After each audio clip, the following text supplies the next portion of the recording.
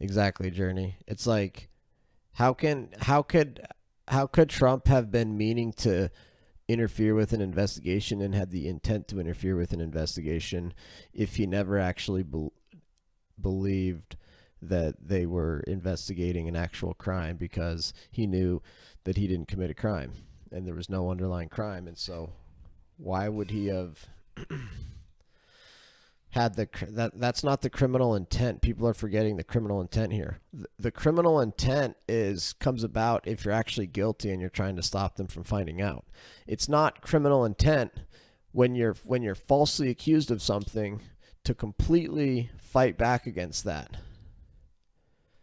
And obviously fighting, you have to stay within the bounds of the law when you fight back against the false accusation, like the Trump Russia collusion conspiracy theory.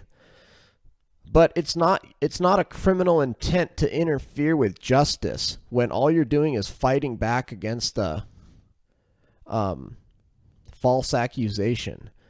And it's like, okay, maybe he did sort of the other elements of the crime of obstruction, let's say. But even if you did all these things wrong, you still are missing that most important element of intent, because he didn't have an intent to interfere with a criminal investigation, and he didn't have intent to interfere with justice because he didn't do anything wrong, and he knew he didn't do anything wrong, and he didn't think that there was a crime there. He didn't think that they were actually investigating any kind of crime. All he was doing was, in his mind, was defending himself against false accusations.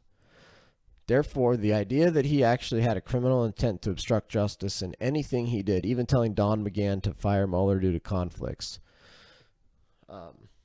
all of those things were not done with criminal intent to interfere with justice or obstruct justice, because the real intent was fighting back against false accusations. And maybe and actually that's probably not even the best defense to the argument, or to the point that I just said about telling Don McGahn to fire him due to conflicts. His best defense to that is like, look, I thought the guy had a conflict of interest and I wanted somebody else. I didn't want to actually stop the investigation. I just wanted somebody else to get in here and replace Mueller, and somebody that didn't have a conflict of interest. So that's my take.